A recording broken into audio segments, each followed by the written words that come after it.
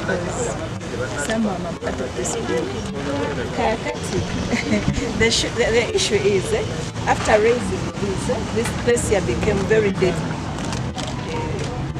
Kakati, the family is asking for protection of their property.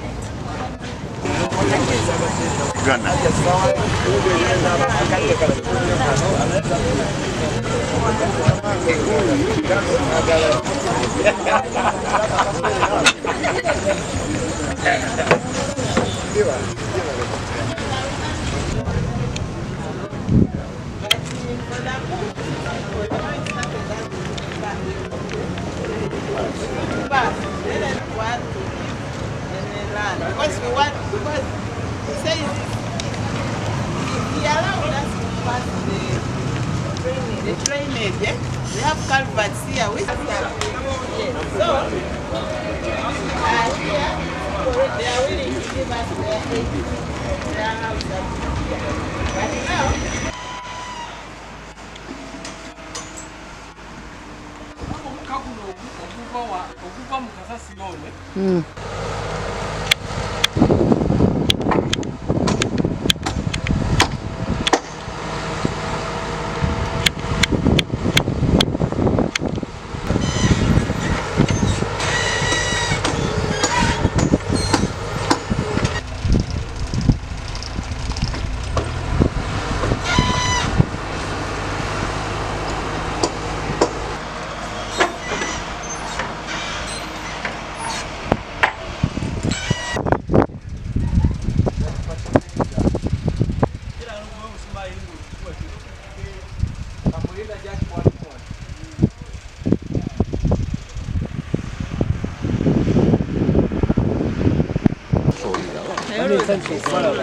tunakulabira mu kibya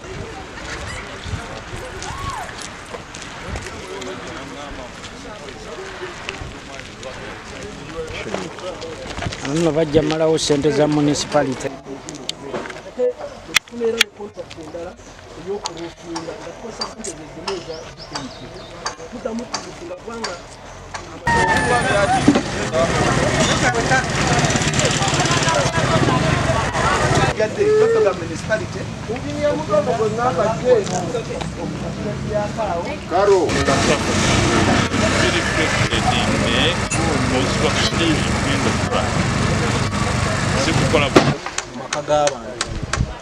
nile tulowooza nti ekifo kye tulina tusobola okikola nga tukoze hybrid nga tugattako Kasasiro ne Fiiko Sludge.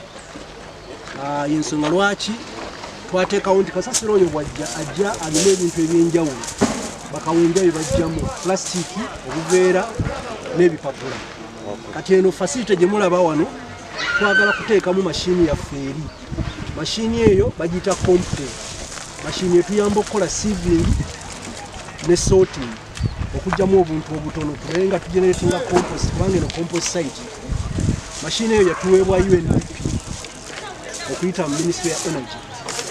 Kati tekusalawo ne tu under the GKMK program kugamba katugikolere shelter weesobola okukola ki okutuula. Ate tulina ne mashini ze zaatuweebwa GIZ. Tulina baler, shredder ne washer. Nga tugamba bwe tuzituuza muno plastic n'obuveera oba buyingiddemu bakawunja bwe bakuŋŋaanya nga bola abali bwe batadde wali. Mu kifo ky'okutwala eri nga buli mu foomu ebyo tuadingeko value nga tubushreddinze nga tumaze obbooza bagende babukolemu ebintu ebirala. Ennaku zino tulina engoye nga ziva mu plastic. Bakola bobbins nga bazijje mu bucupa obwo material ne bagikomyawo ng'akola mu ngoye oba akola DPC emmotoka ebikima omuntu bw'aba asootinze emmotoka ebikima naye ebitambuza mu compartments ez'enjawulo. Kati awo mu value chain ya Kasasiro okuva ku generator, transporter ne one of disposal kitegeeza wano nga process y'okuimplementinga strategy yaffe. Kati tutaddewo eno material recovery nti bw'oba osootinze nga biri plastic, buveera, paper, we can add value and you sell, you earn from it. Era nesobola contributing ku revenue eza Mukono Municipal Council. So I appreciate that, and that's the line we are taking, and I implore political leaders and residents.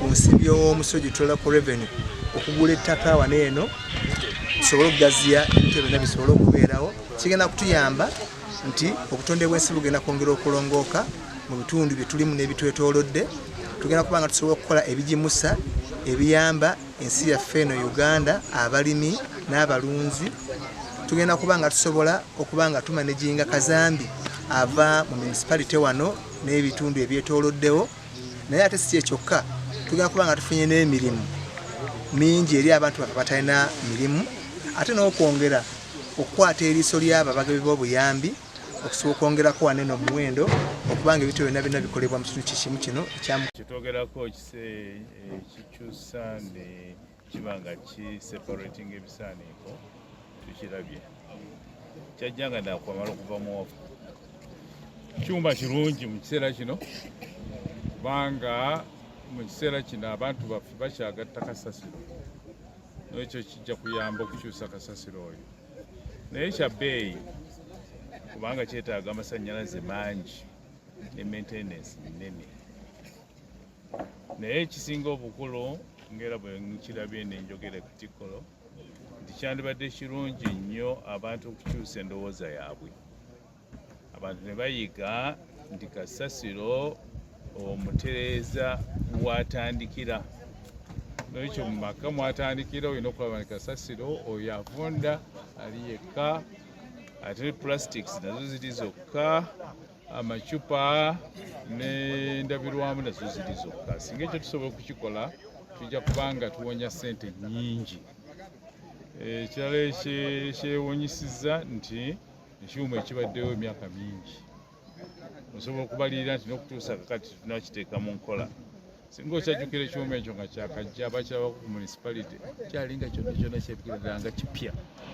naye kati embeera yonna gyekirimu bisaaniko bingi mu Mukono mwennyini ate n'ebyavanga e Kampala bakyabireeta naye nga nze nkyakkiriza nti tusobola okukendeeza ebisaaniiko mu Mukono okugeza senga tutandika okwawula ebivunda ku ebyo bitakola ki bitavu obucupa n'ebiveera naye senga omusajja ng'oyo amanya nti anona ebintu ebivunda nga bye biri byokka ayinza okuba nga ajja kukuŋŋaanya ebyo ebivunda wiiki ku wiiki tebana kutegeera kasasiro ono asombebwa atya agibwa atya mu kibuga naye nga sincerely otambula tulina company ziri private ne tuba ne trucks zaffe ezikola ngeza municipalities ez'ebibuga naddala Mukono muno naye abantu baffe bali reluctant nnyo n'akasente olusi ke babasaba okukyajinga naddala private companies abantu tebafaayo omuntu ayagala ayokya ebisaaniiko waka naye ebisaaniiko ebitasobola kwokyebwa nga pampers ez'abaana nga zi pads ez'abakyala n'ebirala bingi kwajjukire no tuli mu municipality n'abalala mu mayumba gaabwe tebalina latrines ate nga ne mu latrines tebakyadvising nga scientists tosobola okusulamu pampa kubanga pampa eyongera ng'ezimba neyuna n'okwonona toilets ezo oba latrines ezo so obuzibu bwaffe tebuli kuffe ffekka nga municipality naye n'abantu baffe babadde tebali sensitized well ku bintu bino byetukola ebikwatagana ku kasasiro. So my name is George Masengere. I'm a Principal Environment Officer for Municipal Council. We as Mukono, we have a strategy which runs from 2023-2033, and that strategy is looking at collecting waste, transporting it, and taking it here at the disposal facility. Part of the collection is to promote behavior change, where we tell people to sort waste that is generated. Secondly, transportation, we intend to use private transporters. We collect waste from communities and transporting it here from Katikkiro. The third part is the disposal here at Katikkiro. At Katikkiro, we are using composting, which is the old process that we have been using. We are adding on material recovery. So the structure you see here is going to house this shell compact machine plus a material recovery machinery, which is a baler, a shredder, and a washer, as part of the entire operation process. So far in the process, what are challenges have you so far encountered? Number one challenge in the collection is mixing waste and then dumping in different locations. But that, as a community, we have mobilized scouts who are helping us, and we have sensitized the leaders, and the leaders are coming in hand to support. Then on transportation, the challenge is capacity for our operators. But it's retailing of garbage everywhere.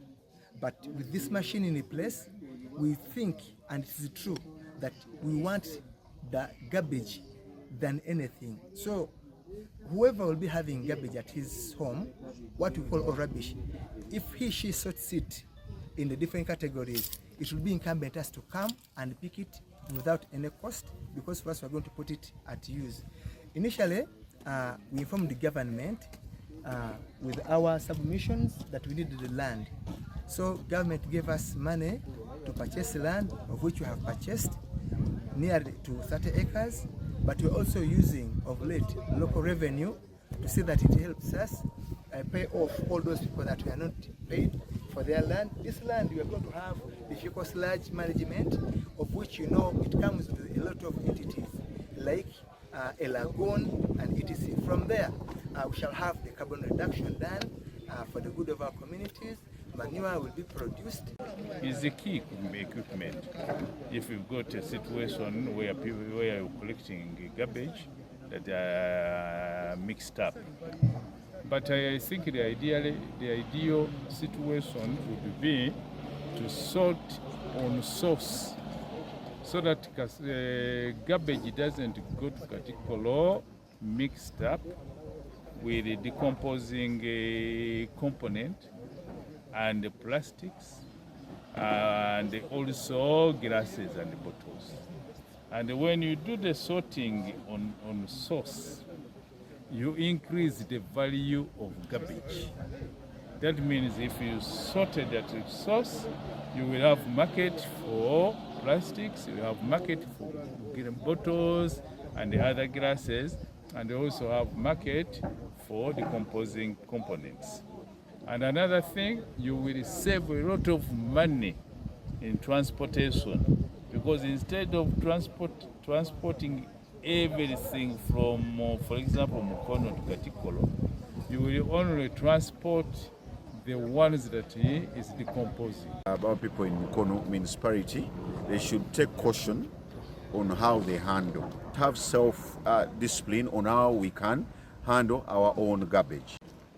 To have self-discipline on how to manage garbage in our communities. It is very important to know where to put it and where to take it and who to pick it. It is very important.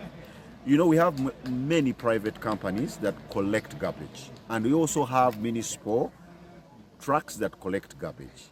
Just have an organized area where you put your garbage, especially in our market areas and our homes and other busy towns like the Bajo, Nasuti, Sube, on how they must have demarcated places where they put garbage or place garbage, and the trucks can come and pick it.